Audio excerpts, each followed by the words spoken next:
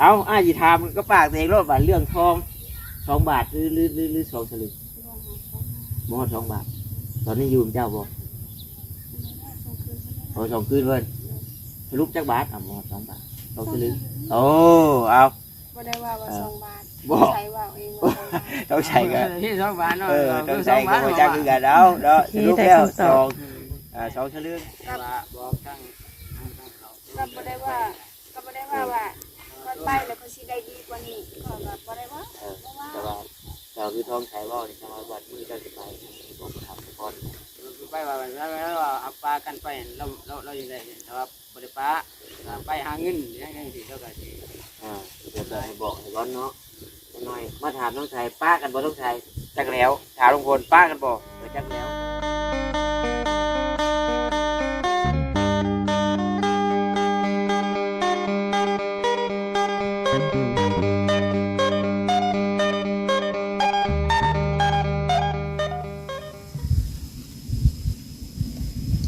ต้นเป้าพี่น้องเนาะได้สามีเจ้าบ่นั่งกอดต้นเป้าบ่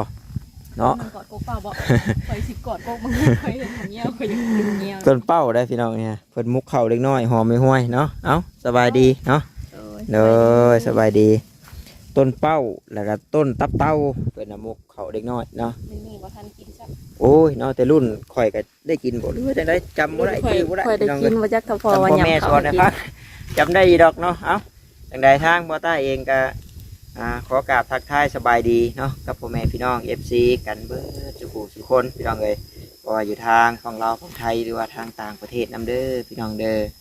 อยินดีต้อนรับเข้าสู่ช่องของบ่ตาบ้านเฮาคือเก่าเนาะพี่น้องเนาะไปจ้านี่ก็เดี๋ยวสิเอาพักเข้าไปให้น้องต้องใส่เพิ่นก่อนจังได๋เพิ่นคู่ขุดหยังแล้วล่ะบ่เนาะไปแบ่งกันกับสาวจ้อยพี่น้องเอ้ย พอได้ปลูกได้กินน้ำเพื่อนโอ้ยสับนี่ก็ได้พูละนานี่ก็ย้ายไปเรื่อยๆบ่ได้พักนี่เขามันแตกกอเด้พักอันนี้เนาะบัวแบงจับต้นหวานแล้วบ่ย่างเลยต้นหวานสับมันหวานแล้วบ่ย่างโลดสับมันหวานน้องลืมหมอนุ่มให้ลูกสาวจอยอ่ะแล้วจังให้เพิ่นบ่เพิ่นนอนเด็กลืมเนาะเนาะเนาะไม่น้อยยังบ่ปรุงอยู่จังไดเนาะสบายดีเด้อมันชวนฮะไผมากแนวมันโอ้ขึ้นให้กูตู้ขึ้นให้ได้กว่าอย่าเผาอย่าน้อยตู้ตกทานมาเฮ็ดได้เพิ่นบ่ให้ติโว้ยไปก็สิหายว่าเฮากินดุแหละยันว่าเฮากินดุเพิ่นให้เนาะมึงเอาในน้องชายหั่นบ่ใช่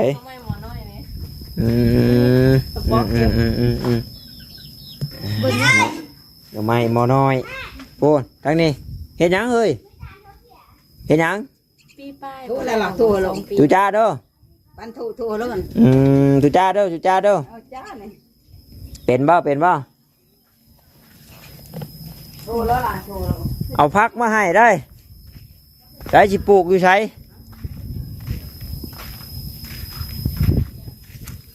สิเฮ็ดอยู่นี่บ่โอ้ยเนาะสิเฮ็ดอยู่นี่บ่เฮ้ยนานมานี่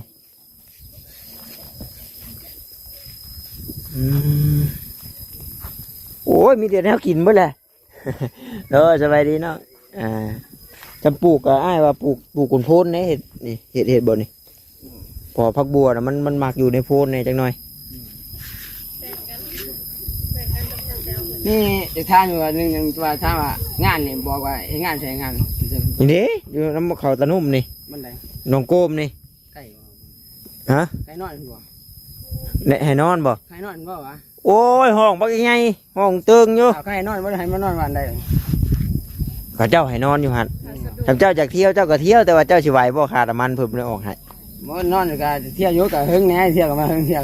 บ่เป็นหยังแต่นุ่มแล้วก็วันอาทิตย์เราก็มาได้วันอาทิตย์นี่หยุดคู่มื้อวันอาทิตย์น่ะกินน้ำเพิ่นนอนน้ำเพิ่นแต่บ่แม่นนอนน้ำเมียเพิ่นเด้นอนอยู่ห้องงานทำเนาะอยากไปเฮ็ดอยู่แล้วบัดนั้นโอ้ล้มกันเรื่องงานบัดนี้ ฮะ ไปนี่แหละ เอาจะไปเองได้เดี๋ยวอ้ายสิถามให้แล้วก็มีวันพีนแล้ว อันน้ำบ่ใกล้บ่ไกลแล้วเอ้นกนั่นแหละเดี๋ยวสิถามให้น้ำหันก็ว่าเห็นใกล้แล้วนั่นแต่ว่ายันบ่มียันเพิ่นบ่ยันเพิ่นมีบ่อนเนาะ เพิ่นบ่มีบ่อนให้พักติเพราะว่าคนงานเพิ่นมีแต่คนนำบ้านเองเลย อันเที่ยวน่ะเพราะว่ามันบ้าน เดี๋ยว ใกล้ เที่ยว แต่น้ำบ่อนอ้ายเว้านี่3 มื้อเพิ่นให้เบิกเงินได้สมมุติว่าเจ้าเฮ็ดงานได้3 มื้อเจ้าจะเบิกเจ้าก็เบิกมื้อละ100,000เพราะว่าเดือนหนึง3 ล้านพอเฮ็ดอยู่บ่เดี๋ยว เห็นอยู่เดี๋ยวเราเล่นดีกว่า แต่ว่าถ้าว่าเฮ็ดเป็นแล้วเนาะงานโอเคนู่นนี่นั่นแล้วก็เพิ่นก็ขึ้นเงินเดือนให้3 ล้าน4 ล้านเนาะ มันก็มันงานอันนั้นดูก็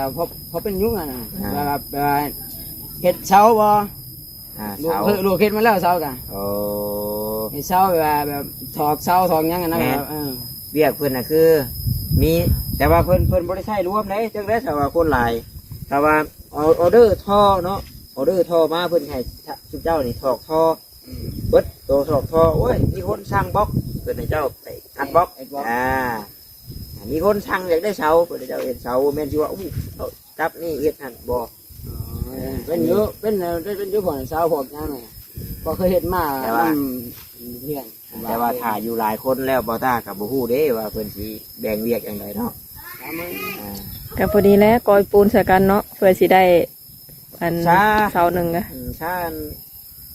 เพิ่นตอนนั้นเพิ่นก็ไปได้3 คนพี่น้องเฮ้ยก็หลายใหญ่ห้างเดี๋ยวโทรถามเอาเด้อ ว่ามีอันผู้รู้จักในหันอยู่ ง่ายกว่าสายก็ได้ได้งานเลยกันมันก็พอเป็นทุกอย่างเนี่ยก็ทำให้มีได้เป็นคืองานเลยนะ เพิ่นนี่สิบ่ตอนลายตอนแรกนี่เรามาแต่เรื่อยไอ้พ่อเราแหละน้องพี่น้องเนาะไอ้พ่อก็แล้วก็โอ้ยคนบ่ก็ขี้องค์ขี้คุยดอกพี่น้องเนาะนั่นก็เลยเจ้ามีโทรศัพท์อยู่บ่ ครับ บ่มีดอกนี่เอาเป็นทั้งเดียวอ้ายอันถามให้เดี๋ยวสิบอกดอกบ่ยากดอกคือมีรถมีหยังคือเจ้านี่มันแห้งสบายบ่วันอาทิตย์นี่เพิ่นให้หยุดเนาะ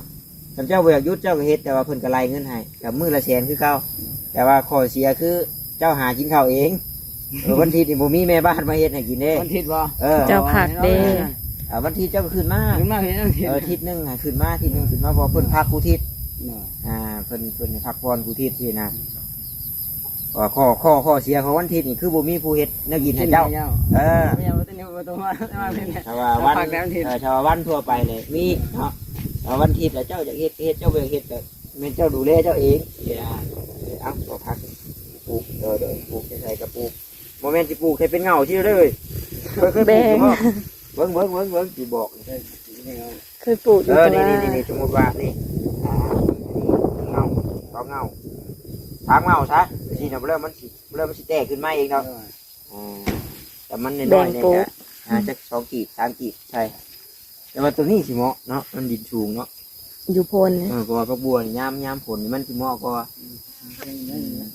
เด้ตัวนาเพิ่นก็ปลูกแล้วมั้งอะ ปลูกอยู่เด้ ปลูกได้หลายมันพอได้เก็บกินพอพวกบัวมันยามฝนตกแล้วมันยาก แม่นปลูกน้ำเนินนั่นแม่ไว้มันจึงบ่ท่วมมาเก็ดก็ออกหมากเลยเด้ เรื่องอยู่แต่พักอันนี้นะนี่นี่ชาวจ้อยเอาไว้กับลาบพวกเราว่ากับตับ พักหยัง เอากับผักขมิกเราบอกกันดิ โอ้ตัวเราปลูกนะตัวเรามันผัดงามแล้วคนละสีเนาะ นี่ผักขมิกบ้า การเป็นสีบัวค่ะ อะไรก็มันบอกเลยอะไรก็ได้ไปเลยเขาบอกเขา แต่ว่า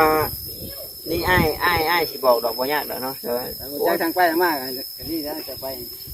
บกไก่ดอกฉันเจ้าเคยเที่ยวกับบกไก่จากเชนูลงไปนี่พ่อ4-5 ลัก โอ้มันก็กว่า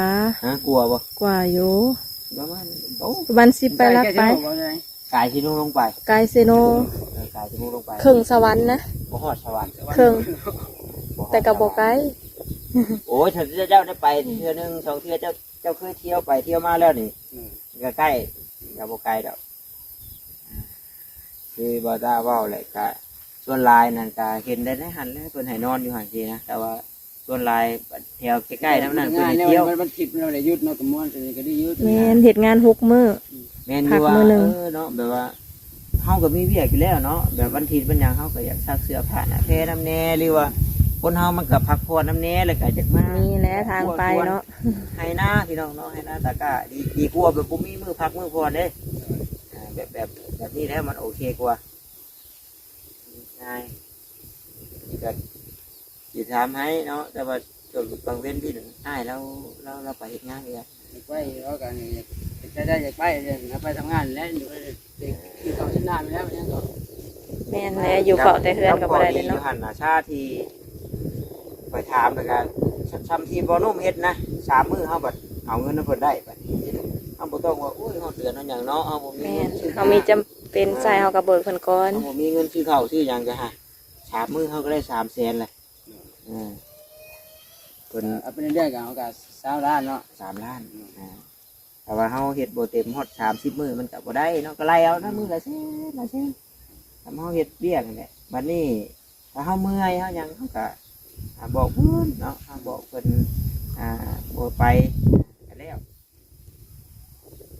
จังได๋จ้ะ เอาบอกคนนอกไปยังกันว่ามีกันใกล้แน่ท่านนอกก็มาก็ไปช่วยเนาะ บัดนี้หน้าเจ้าดีเจ้าดำได้ ยังท่านก็ว่านชับถ้าย่าสำนักท่านมีสำนักนี่เดี๋ยวย่าเนาะนับมาแต่นั่นก็สิบอกข้างเราจะไปเห็นแล้วทีนึงยังก็มือสู่แล้วอย่างเงี้ย เพิ่นก็บ่ได้ว่ายากนะจากที่บ่นุ่มไปกะบ่นุ่มก็แล้วก็ขอขึ้นมาถ่ายให้ถ่ายหน้าเพิ่นก็บ่ได้ว่าหยังเนาะ แม่นเฮามีเวียกทางเฮือนเฮาก็ขอเพิ่นขึ้นมา 3-4 มื้อก็ได้ เดี๋ยวส่วนนี้มันก็สิบนน้ำได้ขึ้นน้ำแรงนะ แต่ว่าคือจากที่เราเว้าให้ฟังก็มันเฮ็ดเวียกทีละนะแต่ว่าหลายคน แต่ เนี่ย ว่า ก็ ตาม บ่รู้ ตามเรื่อยๆสั่งมานะแบบว่า เฮ็ดตามออเดอร์เพิ่น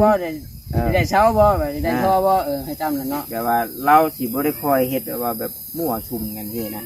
สมมุติว่ายามนี้ฝนตกปุ๊บเนาะมันถอกท่อบ่ได้แล้วก็ให้เจ้าไปอัดบล็อก อันบอก เพราะว่าบล็อกนั่นมีหลังคา อยู่อันโฮงมัน อยู่โฮงบ่ ท่อบัดมันโล่ง กลางแจ้งอะนะ แต่ว่าไปหลายคนเพิ่นก็สิอาจจะแบ่งหน้าที่กันไปบ่แบ่งเวียกกันไปบ่หรือว่าจังได มึงถ้าเราเอากะไป แต่มื้อนั้นเบานุ่มเรามาผู้เดียวแล้วมื้อนั้นเนาะ เรายังบ่มีหมู่ไปนำบ่ บ่นะ ก็แสดงว่ายังขาดคนอยู่ผู้นึงจ้ะของเราอยากได้3 คน เพราะว่าเราเว้าว่าเราสิมากับอ้ายจังเขาน้องปลาน้องหยังนี่แต่ว่าบ่ได้มาเนาะ ลาเวียนสิก็มีหยังเฮ็ดแนงบ่ได้มีลำหน้าก็สิเอิ้งเตือนแล้วเนาะสิได้ไปอีกก็น้ำเราทำลำหน้าได้ เพิ่นก็บ่ได้ว่าดอกขอบเพิ่นว่าโอ้ยนายเอ้ยเมื่อเกี่ยวข้าวเด้อ ลำหน้านะ ว่าเกี่ยวข้าวแล้วสิลงมาเพิ่นว่าย่างดอก เองมาไปรถเที่ยวไปเนาะสบาย คือเบานุ่มเราก็เห็นไก่ของเจ้าเราอยู่บ้านนาเพะเบานุ่มเราไก่ของเจ้าได้เจ้าจ้างที่บ้านนาเพะ หูจักเลย อยู่ดงเห็น ลงเห็ อั น นนะ แล้ว ผ ก็ ม เลยเขาทางอาจ ไป จะพ ไป อ คนน้อยใกล้บ่ คือเจ้าปลอดภัยลกไปนี่เรากับวันอาทิตย์เราก็เที่ยวถึงเมื่อกันเราบ่เมื่อกันชวนเราไปหาดำให้ดำหน้าแล้วก็เราก็บ่มีโมเราก็อยากเมื่อหาลูกเรากันอะไรกันได้ ก็สินะก็ถามให้แต่ว่าได้มื้อนี้ก็สิถ้าได้มื้ออื่นก็มาบอกสิไปเลยนะ คำตอบบะเลี้ยงนี่แหละคำตอบเดี๋ยวมื้ออื่นแต่ว่าเป็นยังไงเดี๋ยวสิบอกดอกเพราะว่าบะเลี้ยงง่ายอยู่โทรถามเบิ่ง ได้คำตอบตอนแรงแล้วก็บอกตอนแรงเลยถ้าว่าพร้อมกับมืออื่นก็ไป ถ้าว่าเด้เจ้าคอยไปติดต่อทางใดน้องน้ำฝนเราใช้เพชรเก่าบ่ มื้อเช้าตัวนี้ก็บ่เห็นในเพื่อนเลยจับเสีย ตัวโทรกับบ่ได้บ่เบอร์โทร ติดอยู่แต่ว่ามีคนรับสายแต่ถ้าเสียใส่ได้ว่าอยู่เฮือนนั้นจำได้ว่าเฮือนจะไปไปอยู่กันเนี่ยมันมา ญา ญา ติ ติ เดี๋ยวแล่นปื้ดมันก็ได้ดอกแต่ว่านี่ดีก็ได้อยู่เพ เพ ราะ ราะ ว่า ว่าพูดแล้วก็เจ้า เพราะว่าถ้าว่ามื้ออื่นมันจะเป็นวันอาทิตย์เจ้าก็ไปบ่ได้คือเก่าแต่ว่านี่ก็ดีเนี่ยมันก็มันจันทร์ บอกแม่ก็ยังดี ไว้ให้ขออนุญาตเด้อพ่อกับแม่เจ้าเสียดี บ่แต่มันจะมีคนเสียได้ยังแต่แม่ โอ้พ่อเสียเนาะแต่ว่าแม่ยังโอ้มื้อนั้นพี่น้องเจ้ามา แต่มาก็เอื่อยมากันแล้วก็พวกกันทั้งน้องคนนี้ทั้งเมียนแหละพอกัน โอ้ ทั้งน้องทั้งเมียนแหละมา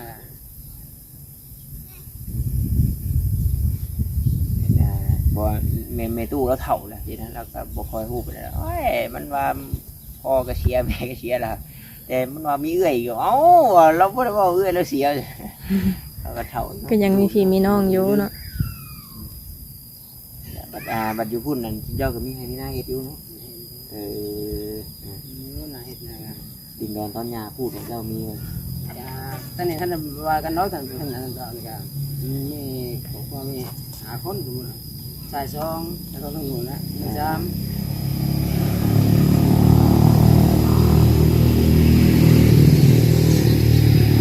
แล้วก็มีครูก็เป็นคนคอยถือครับจะบอกเท่านั้นถือแต่คนเดียวนั่นก็มาหานี่แหละเราถือกันด้วยนี่แล้วก็ยังมาแล้วก็อันนึงลูกให้สิฟ้าส่งนี่ให้นะส่งเงิน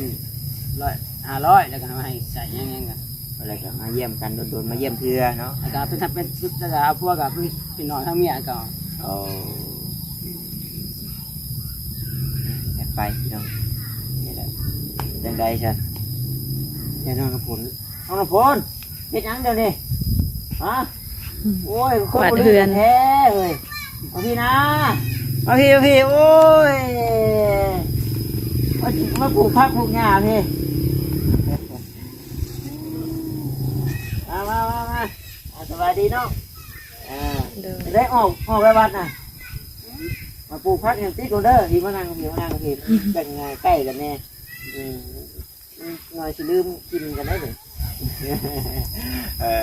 เซลเพิ่นเนี่ยเพิ่นแพงกันก่อนจังหน่อยเนาะนั่งไปไทยยังบ่จ้านี่ล้มกันเรื่องน้องท้องใสแล้วเราสิไปเฮ็ดงานแต่ว่าคือมีงานบริวารที่นี่แหละอะไรก็บดกันได้น้องเด้อกันอะไรคือน้องท้องใสแล้วกันเราเป็นห่วงไปตู้แล้วก็เป็นห่วงลูกเราไปบ่ได้เด้บัดคือเจ้าไปเฮ็ดงานนั่นนี่ ไปเฮ็ดงานที่เก่าเคยเฮ็ดงานที่เก่าอยู่ในเพื่อนนี่แหละเอาบริเวณอยู่ไทยด้วย ก็อยู่ไทย อยู่ไทยแต่เซเว่น อยู่เท่าไหร่ อยู่พระราม2 พระราม2คุณอยู่อย่างเนาะบอต้าเคยไปแต่พนังเก้าเนี่ยเนาะแห่งกายพระราม2พระราม2 พระราม2พระราม9 แต่ว่าสิไปก็ไป ไปคนเดียวก็ไป แต่คนเดียวก็ไป เพราะว่าติดต่องานนะคะมีเนาะมีพี่น้องนั่นแหละ บัดเรื่องเงินเดินออกเดินทางนี่ เอาหน้าเป็นแบบ เอาแบบว่าเป็นมันออกก่อนก็เคยมีโยพี่น้องในกรณีนั่นนี่นะเพราะว่าถ้าแกเพิ่นสิโอนให้ทั้งเทื่อก็ได้ เอานำเพื่อที่ว่าเฮ็ดบัตรเลยเป็นเอาก่อนเวลาได้เงินก็โอนไปเพิ่น คนในบ้านเหรอ คนบ้านก็ถูก โอ้เฮ็ดบ้านดวนเฮ็ดอะไรนี่อ้ายก็อยากรู้อยู่ได้ 6,500 ถ้าคือโบดวนเลย 3,000 โอ้เพราะว่าถ้ากันรอกันได้ว่าจะเก็บมะเขือ อยากได้บัตรอยู่เนอนนี่ก็ออกไปมาง่ายไง จะเก็บมะเขือดิอยู่มุกนี่แล้วไปได้ ทำงานว่า ทำงานที่กันเด้ คือบอกแกมาคุมาขุดจะได้เงินก่อน อยู่ใช้มืออยู่แถวใต้เนี่ยยังอยู่ก็ มาขุดเดี๋ยวขุดได้เงินได้ มันผัดไก่ติอยู่หมกคะแนนมันไกลไปมาง่ายนะ ก็ถ้าว่าในอนาคตกับโบแน่เนาะพี่น้องเนาะเพราะว่า YouTube ก็คือเห็นนั่นแหละพี่น้องเลย มันบ่แน่นอน อาจจะถอยน้ำแน่ก็มีบางคนจะสู้น้ำแน่ก็มีนี่แหละเรื่องเรามันบางคนก็ไปรอดบางคนก็ไปบ่รอดพอเชื่อไปอยู่พุ่นก็ถ้าว่าถืองานดีก็ดีไปเนาะถือบนบุรีก็โอ้พี่น้องเลยยังไงบัดเรื่องบัดเองโอยูด้วยไง ก็ถ้าอยู่นำเพิ่นได้3 เดือนเพิ่นสิแล่นบัตรในงาน บัดในงานไหน อยู่บ้าน3 เดือนเพิ่นก็ยังทำได้แล่นเพราะว่าอยู่ในคนก็ต้องรับท่องเที่ยวอยู่ที่ก่อนแล้วต้องเที่ยวรายเดือนก่อน เรียกว่าตากับ2 คนยังบูวิทย์จะคนเลยพี่น้องเนาะเพิ่นที่ห้างเขาเดือนละพัน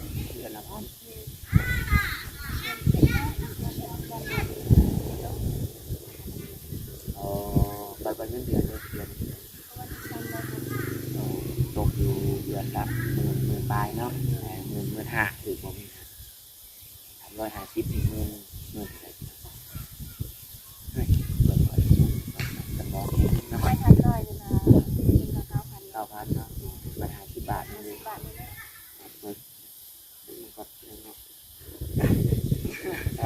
เป็นแนวคิดหลาย 350 บาทคูณให้จัก30มื้อเนาะคือ 15,500 เนาะ500นั่นนี่ได้นอกกันตลอดว่า ไปแล้วเนาะได้บ่ได้ก็ลงเบิ่งแล้ว งานไม่ทำอะไรก็ต้องบนตลอดใช้ทำอะไรอีกกัน ถ้าเราก็พออยู่เพราะว่ากินอยู่ในคน อ๋อ ก็บ่ได้เข้าเขา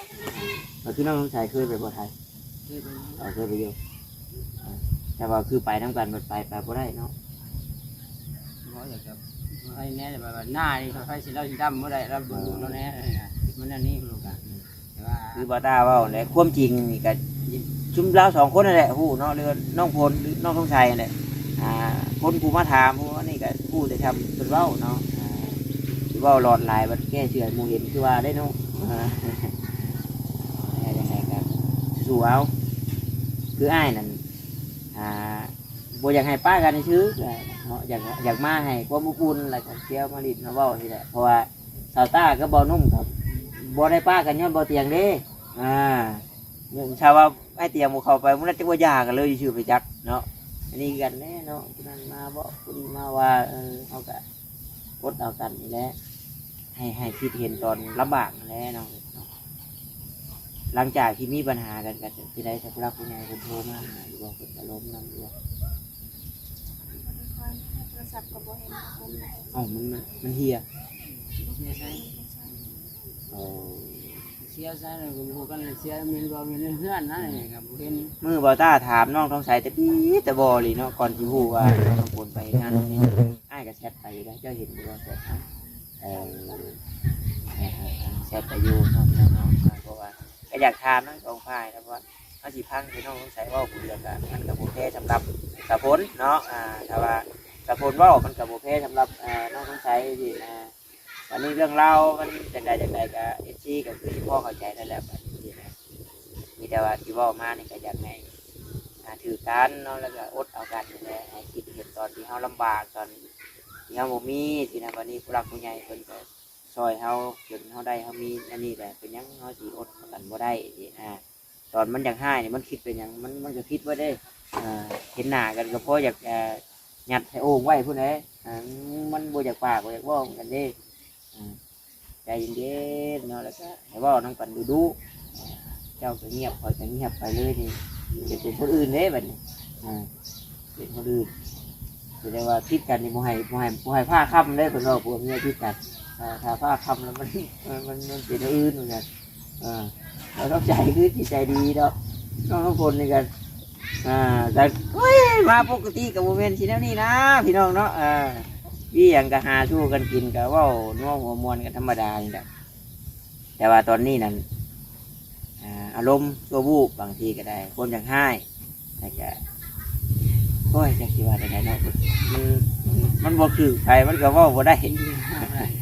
แต่ว่าเราก็มีความภูมิใจของเรา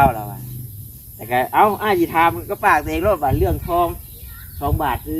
อ2 สลึงบ่ฮอด2 บาทตอนนี้อยู่เจ้าบ่โอ้2 คืนเพิ่นสรุปจักบาทบ่ฮอด2 บาท2 สลึงโอ้เอาบ่ได้ว่า2 บาท บ่ ใช้ว่าเองว่า2 บาท ต้องใช้กัน ที่2 บาทเนาะ ต้องใช้กันจักคือกันเนาะสรุปแล้ว2 สลึงบ่ต้องเถียงกันว่าที่ว่า2 บาทหรือว่าทองนี่ทองแท้หรือบ่เอาทองแท้แน่นอนเพิ่นพาเจ้าเข้าไปซื้อเลยบ่ซื้อหั่นได้ มันซื้อกันอันนี้ก็คือว่านางยังน่ะนางนี่นางยังน่าดีแต่ว่าชื่อห้านขายทองของแท้แล้วพี่น้องเพิ่นบ่ขายทองเก้เนาะน้ำทองเก้ก็เศษนึง 4-50 พันนั่นแหละยิ่งใส่ยิ่งตอกโซ่ซื้อบ่ยิ่งใส่ตอกราคาเท่าไหร่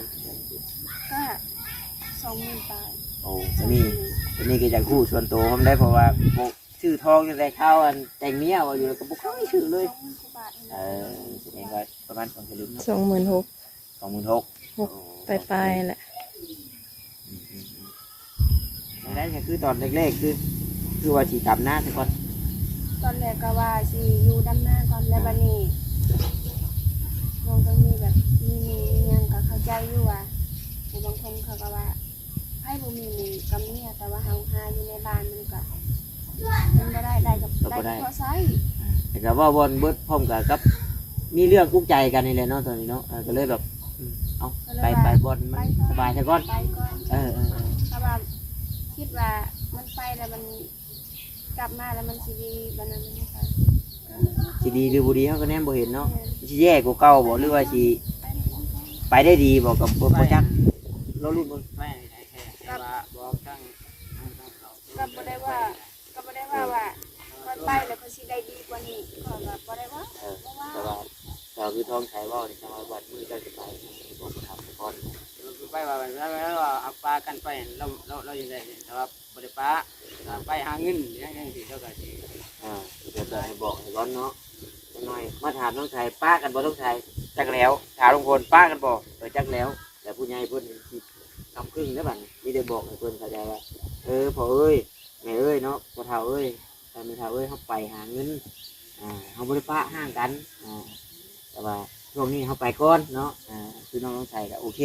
น้องพลก็โอเคเพิ่นก็บ่ได้ว่าหยัง ทำงานอยู่ทำเนี่ยว่าโอเคนะแต่ไม่ได้ทำหน้าก็สิยึดก้อนอยู่ทำหน้า ถ้าเจ้าคิดว่าสิไปนี่นะ น่าจะเป็นทีเพราะว่าบ้านออกมันเป็นคิดหนึ่ง ด่วนนี่เนาะด่วน คิดหนึ่งก็น้องไปเห็นวันที่5อีกประมาณ7 มื้อประมาณนั้นเป็นวันที่อย่างน้อยก็15วันที่15ประมาณนั้นก็ได้บ้านออกก็เลยสิไปนั่น บ่มีไผบ่มีปัญหาดอกน้องเลยเนาะก็มีปัญหาทุกคนแต่ว่าปัญหาแต่ละคนบ่คือกันเนาะอย่างคือกันเรื่องเงินคือกันหนี้สินคือกันเนาะถ้าสิว่าออกมามันมีไว้ทุกคนได้นี่แต่ว่าต่างกันว่าหนี้น้อยหนี้หลายความอุกใจกับอุกใจน้อยอุกใจหลายเนาะอันนี้ทางนั้นก็ให้คิดเห็นแต่ว่าตอนบ่มีเนาะแต่ตอนนี้แล้วก็ให้อดเอากันเนาะคนยังให้ก็ไปกันไปมาก่อนแต่ว่าให้บอกกันเด้ให้บอกกันให้บอกกันเจ้าจะให้เจ้าก็ไปก็จะให้เขาก็ไปแต่ว่าให้บอกกันโบถึงขั้นว่าป้ากันอู้ใจน้ำเราได้ป้ากันนี่มันเดินจะไปทั้งไปทั้งมันเที่ยวไปหาน้องท้องใส่สารวัตรกูจะเที่ยวมาหาน้องคนอีกเว้ยตาดูไปเอาไม่แต่นั่นแหละจังใดการสู้ๆเป็นกำลังแห่งใจให้น้องผลผู้สิไปไกลก็ให้เดินทางปลอดภัยขอให้ได้ดีเนาะน้องสงสัยก็เดียวที่ทำไม่ดอกน้องสงสัยอยู่ใกล้ๆนี่แต่ก็ไม่ให้โทษให้ว่าพาไปหางานได้เด้อมันไปเป็นมีผู้ชายผู้ชายก็ได้อีกได้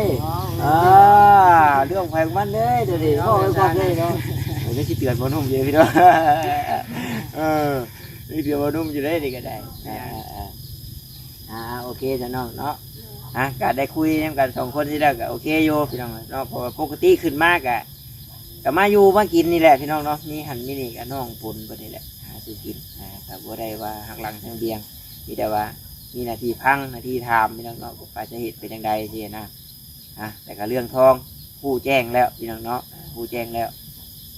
2 สลึง16,000 20,000 กว่า 26,000 ไปละถ้าแล้วแต่คำขึ้นคำลงเลยเนาะ บอกเราเนี่ย บอกนะเมื่อที่ใส่หันคุยกับทางใส่อยู่ว่าเขาใส่ทอง2 ซื้อ ขึ้นแล้วเกี่ยวกับ2 บาทที่เขาจะนึกก็เกินนอนจะแน่นอนบ่เนาะก็ว่า2ก็ ขึ้นหลาย เลข2นี่เนาะบ่เลข2ก็ว่าพูดมานี่เอามาแง้วเรื่องของเขาเนาะโอเคพี่น้องเนาะเอาสบายดีเนาะมาไอ้คอได้นี่นะคืนจังใดก็คือว่าอะไรพี่น้องเลยแปลงใช่กันรถเนาะเห็นปกติคือเก่าแหละนี่ยังก็ได้จังใดเจ้าสิขึ้นบ่เจ้าสิเป็นผู้ขึ้นบ่ ค่อยสิถูกเก็บเนาะค่อยขึ้นบนกระโต๊ะค่อยก้อนค่อยสิปีน งานว่านี่เด้พี่น้องเนาะเหยาะกันชื่อดอกไปพี่น้องเนาะเดี๋ยวเอามาแง้วพวกได้อยู่ได้กินเล็กๆน้อยๆก็จะได้กลับคือกันแหละทางบ่ตาเองก็ได้น้อยหัวยองทั้งนั้นที่ให้กันละจังใดก็ขอบมุกขอบใจหลายๆเนาะที่เขามาเบิ่งมาชมแล้วก็บอกกดข่าวโฆษณาพี่น้องเลยว่าเขาว่าความจ่าใดว่าบอกครับโบเน่ว่าบมนหูกับขอโทษขออภัยน้องพี่น้องเนาะว่าต่อตากับสิเจาะสิจิ้มไปลายก็คือว่าโพดพี่น้องเนาะเอาทำพอได้หู้เสิร์ฟข้าวๆไปนี่แหละพี่น้องเลยเพราะว่าในใจหลักๆกับโบอยากให้มันเกิดแบบซี่นะโบอยากให้มันเกิดแล้วก็โบอยากให้มีปัญหาเนาะเพราะว่าเสียความรู้สึกแล้วก็เสียความตั้งใจของผู้ใหญ่เพื่อน ซอยสินะบ่เพิ่นซอยแล้วก็อยากให้แบบฮักแบบแพงกันซอยกันทำมาหากินปลูกผักปลูกหญ้าอยู่ในบ้านในว่าในแค่หาเงินหาคำก็ให้บอกให้ถูกต้องกันแล้วก็หาอยู่ในบ้านในเมืองเฮาสินะถึงสิไปไกลไทยอื่นก็ให้บอกกันคักแน่จะแจ้งก็โอเคพี่น้องเนาะซับนี่แหละที่อยากให้มันเป็นเนาะโอเคพี่น้องสบายดีเด้อพี่น้องเด้อบ๊ายบาย